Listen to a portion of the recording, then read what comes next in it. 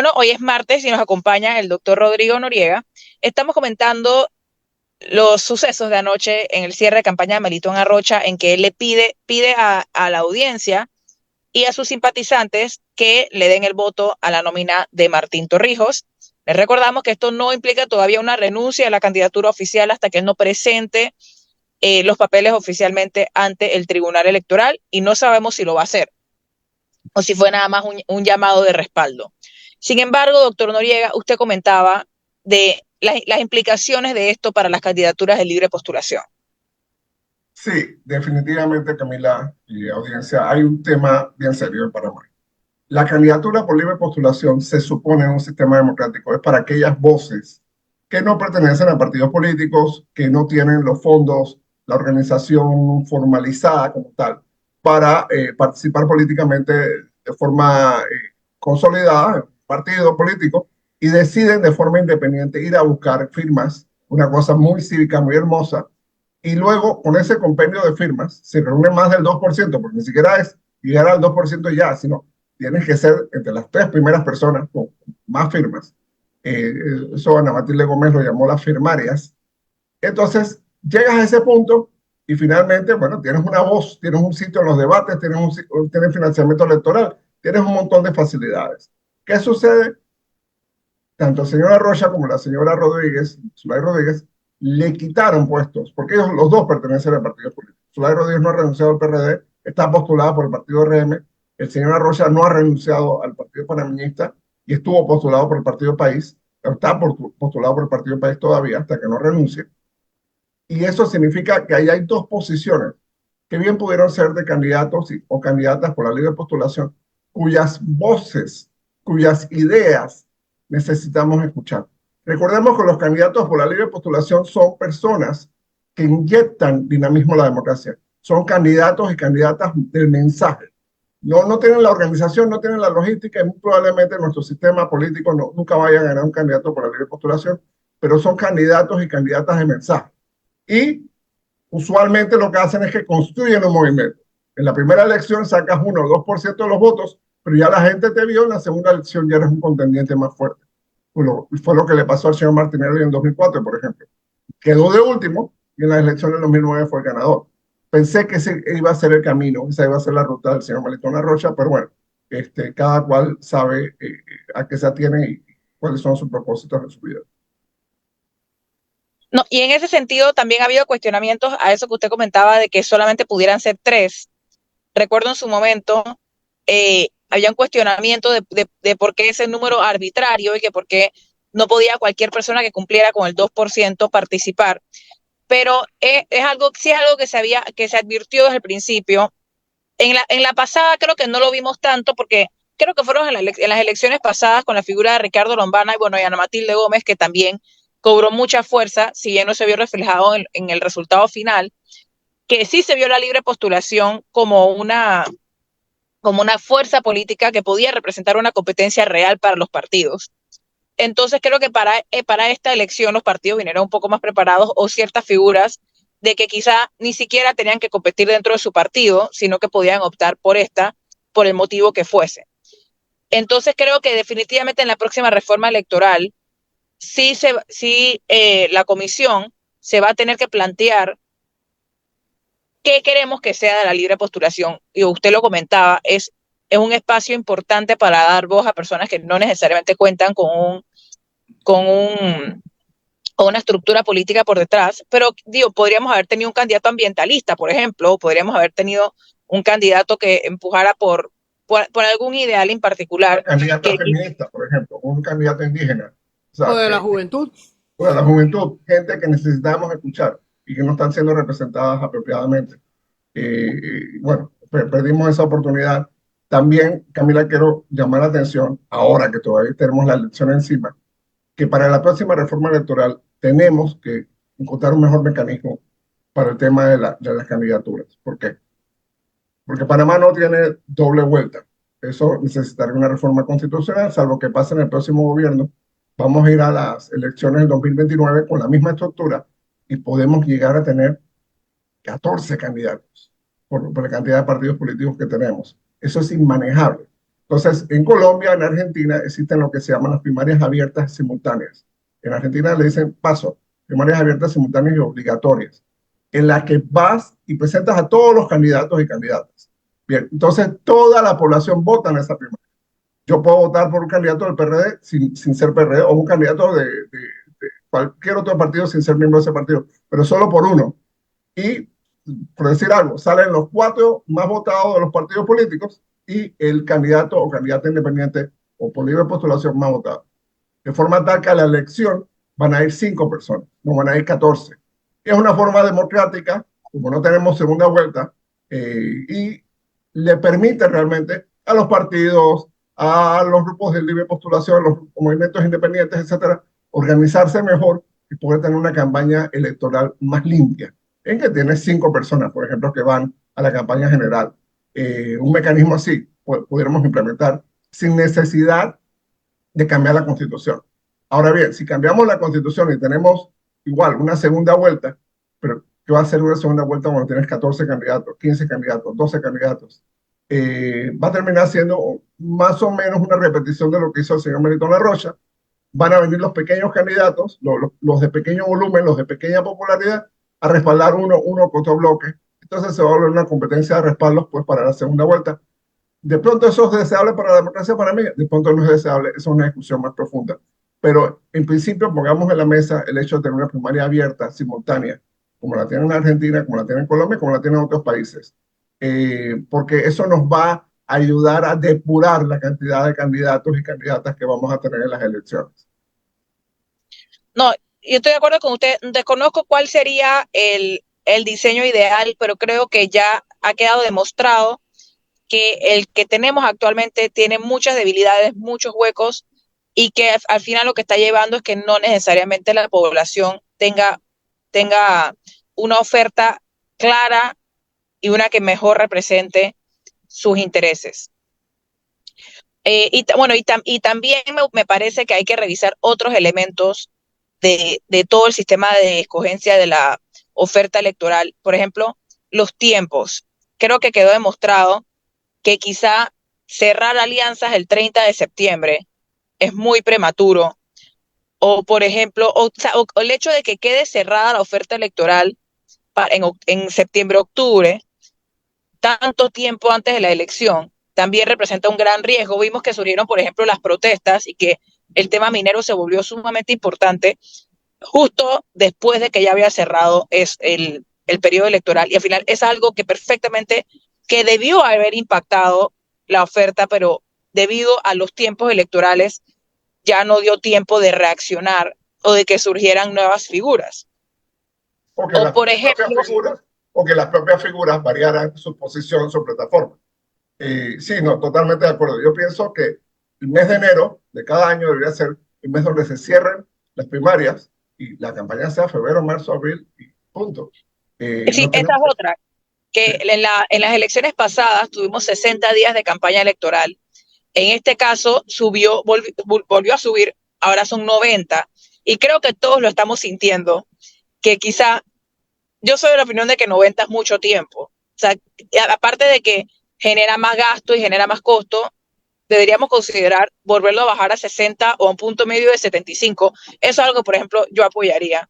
Pero que también la Comisión de Reformas Electorales creo que debe sentarse a analizar y en especial tomando la experiencia de ambas elecciones, 2019 versus 2024, para tratar de buscar algo que verdaderamente refleje las necesidades del elector, porque al final sí se le debe dar un tiempo suficiente al elector de poder entender la oferta y a poder tener un voto informado, pero creo que es algo que la comisión debe analizar. No sé qué opina de ese punto en particular. totalmente de acuerdo, Camila. Y no solo ese punto, respaldo un punto muy importante. Tenemos que tener más debates. Tenemos que tener más debates y ojalá más debates temáticos, porque los debates fueron la única vitrina en la que el público tuvo la oportunidad de escuchar la voz de todos los candidatos, bueno, casi todos.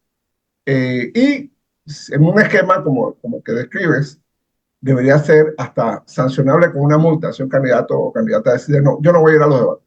Bueno, eso debe ser sancionable con una multa. Como el Tribunal Electoral está aportando fondos del Estado a las campañas, dice, bueno, tú no vas al primer debate, son 250.000. No va, segunda vez, 500.000, tercera vez es 1 millón. O sea, para que les duela, para que se vean obligados a que no sea una estrategia política evadir al votante, evadir el escrutinio de los medios, evadir el escrutinio de un debate, porque eso enriquece a la democracia. No hay nadie por encima de la ley en una república, no hay nadie por encima del Estado de Derecho en una república. Entonces, ¿por qué tenemos que aceptar que un candidato o una candidata diga, a mí no me van a entrevistar, yo no voy a ningún debate a que me cuestionen, yo no voy a ningún foro a dar ninguna explicación? Entonces, estamos eligiendo en total oscuridad. Y eso no puede ser. Eso no puede ser en una república, eso no puede ser en un Estado de Derecho. Tenemos que cambiar cositas para que esto funcione mejor. Y algo sumamente importante, el gasto del Estado. Es una canallada lo que está pasando con el gasto del Estado, lo sabemos. Las partidas de la Asamblea, el municipio de Panamá, los auxilios económicos, los fondos de AMPIME, la descentralización paralela, etcétera, etcétera, etcétera.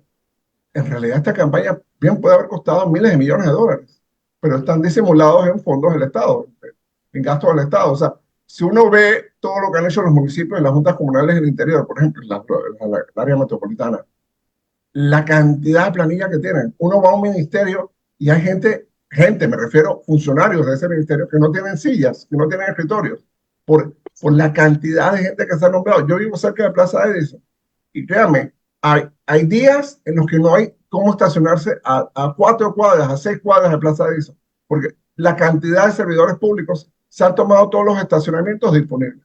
Entonces, eso yo creo que es fundamental, ver algún mecanismo para que el gasto público no sea otra herramienta electoral.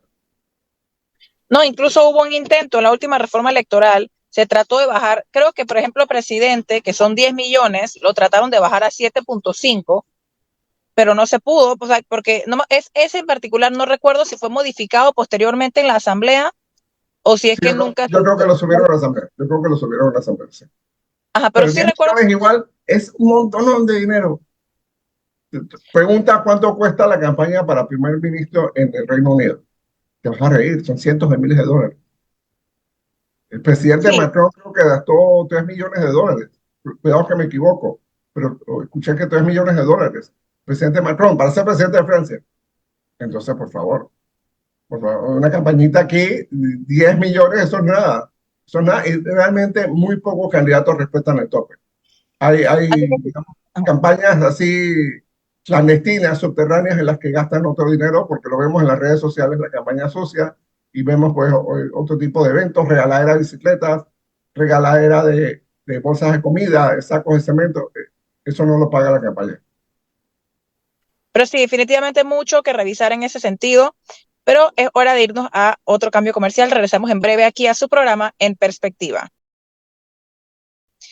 Bueno, estamos aquí conversando con el doctor Rodrigo Noriega, miembro de esta mesa, y la candidatura de Melitón Arrocha no es la única que ahora tiene a las personas un poco confundidas de si la verán en la papeleta o no. Y es que ayer se dio a conocer que la Corte Suprema de Justicia se reunirá hoy de forma extraordinaria para discutir la demanda de inconstitucionalidad contra la candidatura de José Raúl Mulino. ¿Cuál es su impresión de esta nueva reunión? Entiendo que Camila, todavía no se ha presentado el proyecto de fallo.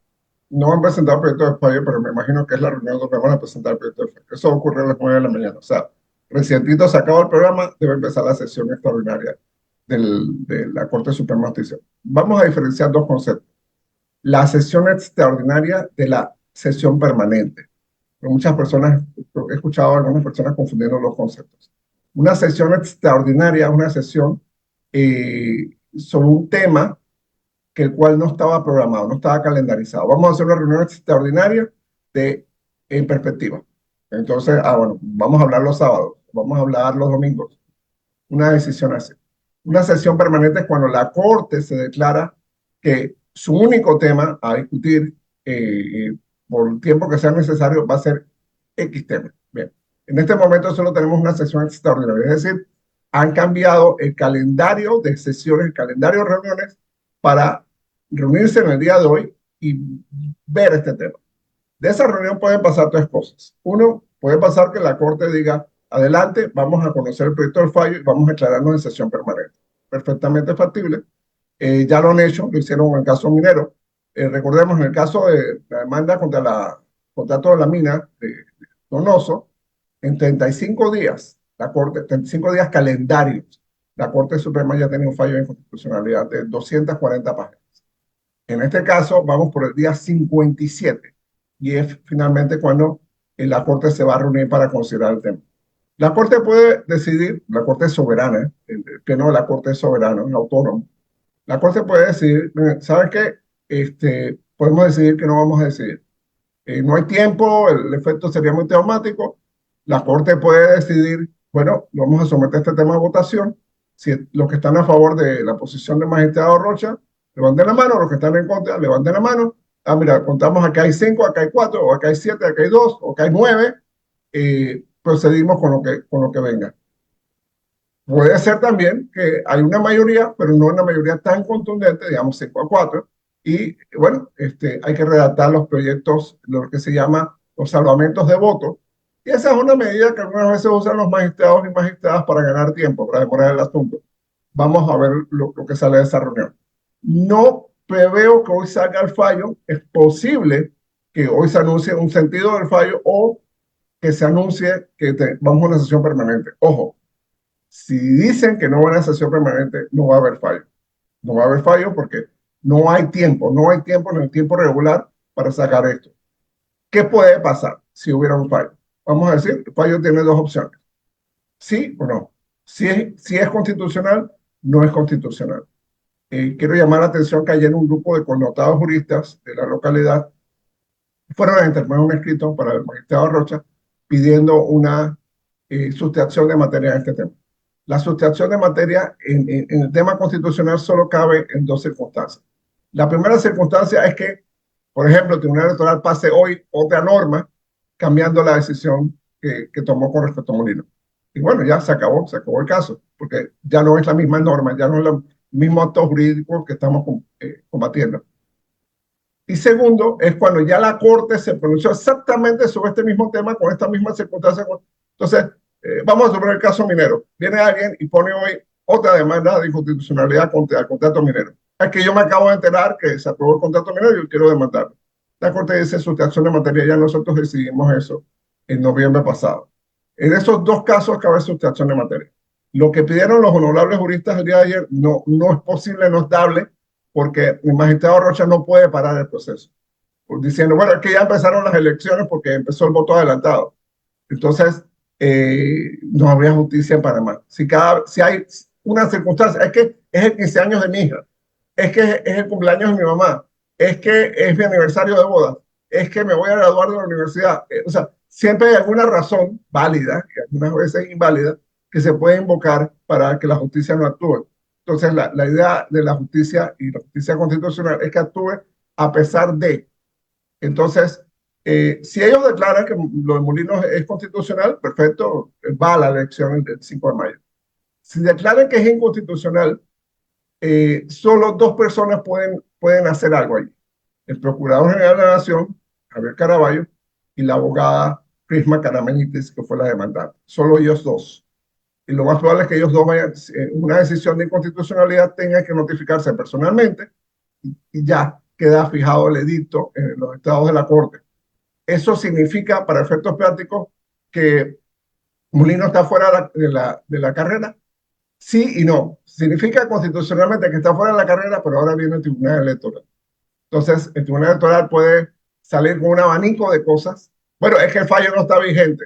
Es que hay que poner un sellito que dice anulado. Es que hay que poner un marcador. O sea, volvemos al tema de Melitón Rocha. Dejen la papeleta como está. Dejen la papeleta como está, porque una papeleta, si yo agarro una papeleta y dice anulado, no voy a votar. Oye, esto está anulado. Ah, no, es que me tienen que explicar 60 veces que está solo anulado el voto de Melitón Rocha. Sí, y solo sí, Melitón Rocha efectivamente renuncia ante el Tribunal Electoral. En este momento no lo ha hecho. Entonces van a confundir a la población y yo creo que tan cerca de la elección no es sano confundir a la población. Dejen la papeleta como está. Si viene el fallo de la Corte en un sentido o el otro, perfecto, vamos con la papeleta como está. Si a Molino lo declaran, la nominación, la nómina de Molino, la declaran inconstitucional, bueno, igual votamos el domingo, se sabe que esa nómina es inconstitucional, perfecto, se vota por los otros candidatos. El que votó por Molino, por gesto, por visibilidad, por protesta, por molestia, por lealtad, por lo que sea, bueno, está bien, ese voto se contará y quedará como voto nulo. Pero sí es importante. Y pasa esto pasa en todas las elecciones del mundo. Ustedes no saben, en México, en Estados Unidos, en España, etcétera, la cantidad de gente, candidatos o candidatas que están muertos, vieron la semana anterior, 2 semanas, un mes antes, y quedaron en la papeleta y bueno, la gente votó por ellos. O que renunciaron, o que los condenaron a la cárcel, y aparecen en la papeleta. Entonces, no es nada del otro mundo, sí es un poco molesto que sea tan encima de las elecciones, pero no es nada del otro mundo. Dejemos la papeleta como está, hagamos las aclaraciones que tengamos que hacer y que la Corte Suprema de Justicia trabaje. Ahora, doctor Noriega, usted mencionó a la abogada que presentó la demanda, pero por qué tiene, cuál es la vela en este entierro que tiene el procurador? Porque el procurador Caraballo, ok, cuando cualquier persona mete una demanda de inconstitucionalidad, eh, la Corte la recibe, se le asigna un magistrado o magistrada, ese magistrado o magistrada se la manda a un procurador, ya sea el Procurador General de la Nación o el Procurador de la Administración. Ese turno es por rotación. Si la demanda anterior se la mandaron al Procurador de la Administración, esta demanda hay que mandarse al Procurador General de la Nación. Si la demanda anterior se la mandaron al Procurador General de la Nación, esta demanda nueva hay que mandarse al Procurador de la Administración. Eso por rotación. Bien, el Procurador General o el Procurador de la Administración que esté encargado de la demanda va a dar una opinión. Eso es una vista en este caso. Da su opinión, tiene 10 días hábiles para darlo, da su opinión y eso la Corte lo integra a su fallo. Considera a lo mejor, a veces le hacen caso al procurador, otras veces no tanto, otras veces disiente, en fin. Pero entonces, el procurador de la administración o el procurador general de la nación se supone que representan al Estado, están dando el punto de vista del Estado en esta demanda de inconstitucionalidad. La abogada que puso la demanda, obviamente, es la Doctor, parte número uno, y la parte número dos es el Estado, que está representada por el Procurador de la Administración o Procurador General de la Nación. Esas son las únicas dos partes de un proceso de inconstitucionalidad. El Estado y el demandante o él o la demandante. Esas son las únicas dos partes. Entonces, solo ellos dos pudieran pedir una aclaración de sentencia, porque hay gente que está especulando, bueno, es que Molino va a poner una aclaración de sentencia. No puede, porque no es parte de este caso. Solo ellos dos, el procurador de la Nación, general de la Nación, Javier Caraballo, o la abogada Carisma Caramañites, que fue la que puso la demanda. Si hay un fallo de inconstitucionalidad, ellos dos tienen que notificarse personalmente, se notifican personalmente y luego van a ver todos los medios, el edicto o la tachuelita en el mural de la Corte. Pero esas son las únicas excepciones a eso. Solo ellos dos podrían pedir una aclaración de sentencia, más nadie. Si ellos dos no la ponen, el fallo quedó en firme y se acabó el tema. señor Murgas. Ahora, el procurador en el fondo es el abogado del Estado, doctor. Correcto.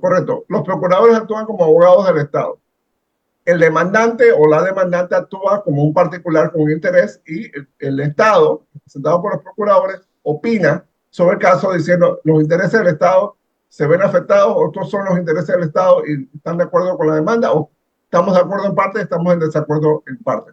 Así que es perfecto. Y la Corte Suprema no está obligada a hacerle caso al procurador. Simplemente toma en consideración esa opinión. Ahora, ¿es saludable lo que ha pasado? Mire, idealmente no. El Tribunal Electoral nos ha llevado a esta esquina, a este borde del precipicio, innecesariamente. Yo creo que el 4 de marzo, estos tres ilustres abogados, que son los magistrados del Tribunal Electoral, debieron decidir, inhabilitamos al señor Martinelli y combinamos a los dos partidos, el Partido Organizando Metas y el Partido Alianza, a que hagan una convención extraordinaria, en 15 días, en un mes, lo que sea, y escojan su nueva nómina presidencial, o escojan al vicepresidente o vicepresidente de la República. Punto. Ahí se hubiera acabado el conflicto. Ahí se hubiera acabado el conflicto. Bueno, con esa reflexión nos vamos a un breve cambio comercial y regresamos en breve aquí a su programa En Perspectiva. Bueno, ya estamos en la parte final de este programa En Perspectiva. Vamos a cambiar de tema un poco, doctor Noriega, pasar del ámbito electoral a una institución que hoy tiene su último día de sesiones. Iba a decir que se iba a ir sin pena ni gloria, pero creo que ha habido bastante pena. Y estamos hablando de la Asamblea Nacional. Hoy es el último día de sesiones ordinarias. No he visto ninguna convocatoria de sesiones extraordinarias, así que en general, hoy es el último día que vamos a ver a varios diputados, para bien o para mal. ¿Cuál es un poco su balance de la actuación de la Asamblea, particularmente en los últimos días, doctor Noriega? Bien, yo creo que tenemos que entender un fenómeno que pasa en Panamá y pasa en muchos congresos, muchas asambleas a nivel mundial. En periodo de elecciones, en el periodo electoral, la ausencia de los diputados y diputadas es muy alta. Y segundo, en un país como el nuestro, que el presencialismo, el candidato o la candidata tiene que estar aquí en este evento, si no, yo no voy. O si no, la gente, yo no confío en este asistente, yo no confío en esta persona, yo no confío en este otro. O sea, tiene que ver al candidato o candidata. Eso le pasó a Rubén Blades, por ejemplo, en la campaña del año 94, con su partido, por Papá de Goró, porque se iba, no estaba en el país, entonces había mucha duda, pero él está aquí y él va a venir. Y entonces somos un país muy presencialista. Necesitamos el toque físico, el contacto. La política es un deporte de contacto. Pero además tenemos el final de un periodo de gobierno. Coinciden las dos cosas. Una elección legislativa, en este país todas las elecciones son el mismo día, así que coinciden esos dos temas. ¿Cuál ha sido la jugada de los últimos días? Voy a mencionar ahora el tema de las juntas directivas. Hay dos modelos de juntas directivas en instituciones públicas. Existe el modelo, lo que se llamaría modelo de designación escalonada, que funciona, por ejemplo, con la Autoridad del Canal de Panamá, funciona con el Tribunal Electoral, funciona con algunas otras entidades. De esa forma, ningún gobierno designa a todos los miembros de la Junta Directiva y cuando se va a ese gobierno, no se van todos los miembros de la Junta Directiva, sino que hay una permanencia y una memoria institucional. Además, esto sería lo ideal para todas las instituciones de gobierno. Y hay otro modelo, que es el modelo de cambio de Junta Directiva cuando cambia la administración.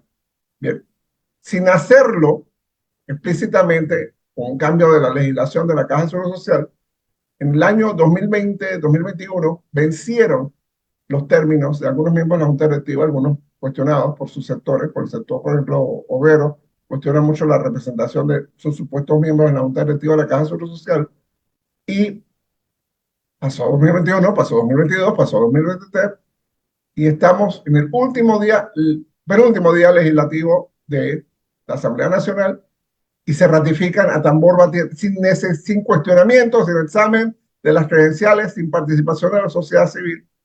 Se aprueban todos estos miembros de juntas directivas, no solo del Seguro Social, sino de otras entidades muy importantes para el país. Bien, esto significa que el próximo gobierno, sea quien sea electo, Maribel Gordón es electa el domingo, o Ricardo Lomana, o Martín Torrijos, o Serrano Molino, el que sea electo, va a tener una junta directiva de la Caja de Seguro Social el 1 de julio, que en gran parte ya está seleccionada. Y con esa junta directiva, que no hizo nada, por salvar la Caja de Seguro Social, que no hizo nada para resolver el problema de las medicinas, que no hizo nada para proteger las jubilaciones y pensiones de la gente, con esa misma junta directiva hay que hacer una reforma estructural en la Caja de Seguro Social. En otras palabras, estás dejando obstáculos al nuevo gobierno. Si la Caja de Seguro Social tuviera, que sería lo deseable, una junta directiva institucional en que las designaciones son escalonadas, se entendería, bueno, confirmaron el último día los cargos que le corresponden y el nuevo gobierno designará a los que le corresponden. No. Y lo hicieron incluso con el procurador Caraballo. El procurador Caraballo se terminaba su periodo el 1 de julio. Bueno, vamos a dar hasta el 31 de diciembre. Lo ratificaron. Para no darle al próximo gobierno el chance de tener 6 meses más de procurador o 6 meses más de u otro funcionario. Y yo creo que eso ya raya en la mala fe y sobre todo estás envenenando un clima político que no necesita ese tipo de fricciones. Así que desde el punto de vista de sentido político, mal sentido político, y desde el punto de vista institucional, mal comportamiento institucional. Tú no puedes aprobar a tambor batiente todos esos nombramientos en organismos tan sensibles. Están tratando de aprobar también la creación de una institución de medicamentos, la autoridad de correos, o sea, una cantidad de iniciativas a las que no le pararon bola, a las que no les interesó en el periodo normal. Entonces, ¿por qué verlo en el último día? Y yo creo que si es así de importante, bueno, llamen a sesiones extraordinarias, pues después del 5 de mayo. Llamen a sesiones extraordinarias, van a tener 9 semanas en las que pueden debatir esto apropiadamente. Para así hacerlo, en términos generales, esta asamblea dejó mucho que pedir, mantuvo ciertos privilegios, no hubo ley de extinción de dominio, no hubo reforma del reglamento interno, se expandió el aparato clientelista, se aprobaron una serie de leyes que no sabemos cómo se van a financiar.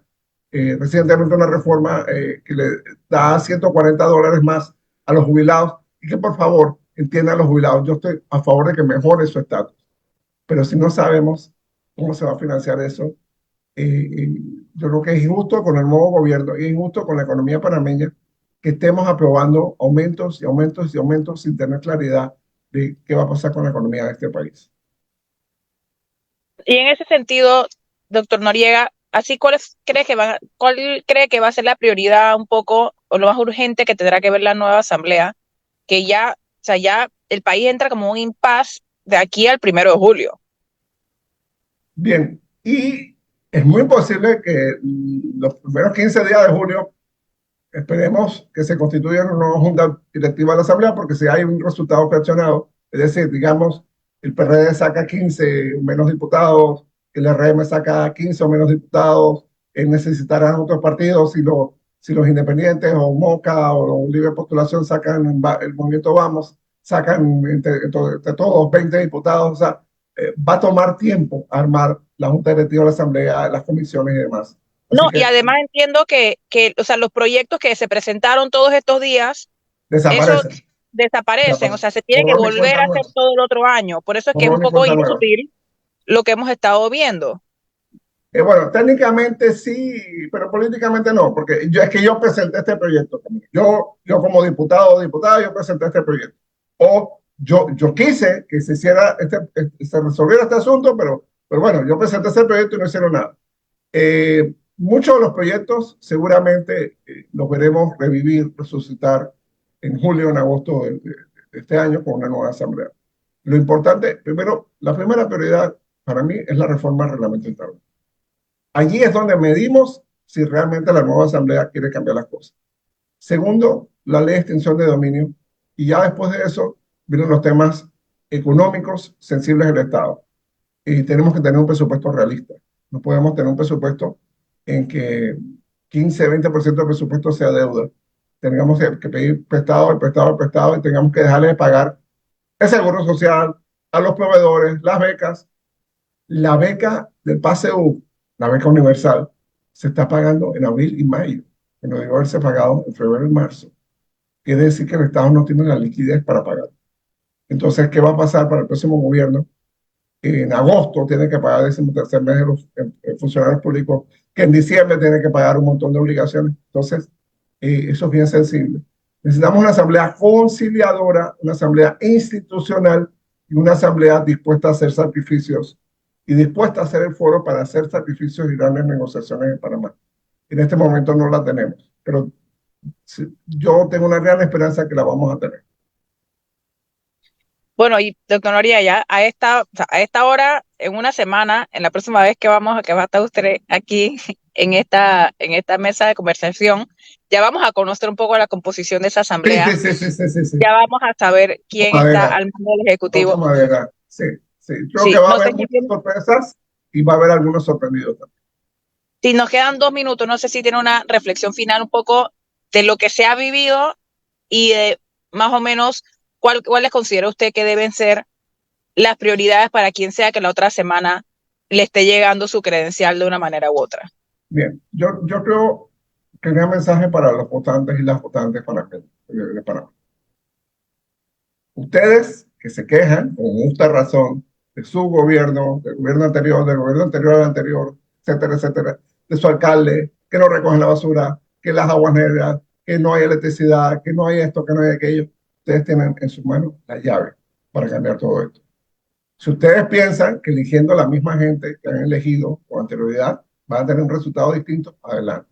Si piensan que eligiendo nueva gente y votando todos los anteriores van a tener un mejor resultado, adelante. Si piensan que hay una fórmula mágica para generar dinero, para generar empleo, para generar todo, adelante. Pero sean responsables, vayan a votar, vayan a votar. No vendan su voto. Una bolsa de comida nunca va a pagar su voto. Una botella de seco, de ron, nunca va a pagar su voto. Ustedes están dándole un cheque para que entiendan. El próximo gobierno va a tener presupuesto por 170.000 a 180.000 millones de dólares. Por cada panameño, 180.000 millones de dólares. ¡Wow! Por cada panameño que va a votar, se estima que van a ser 2.5 millones. Estamos hablando de más o menos puede que 75.000, 80.000 dólares per cápita. Usted le está dando un cheque de 80.000 dólares a un diputado, a un alcalde, a un representante de corregimiento, a un presidente. Piénselo. ¿Usted le firmaría un cheque de 80.000 dólares a estas personas? Sin garantía, sin respaldo, ¿sí? Si la respuesta es sí, bueno, adelante.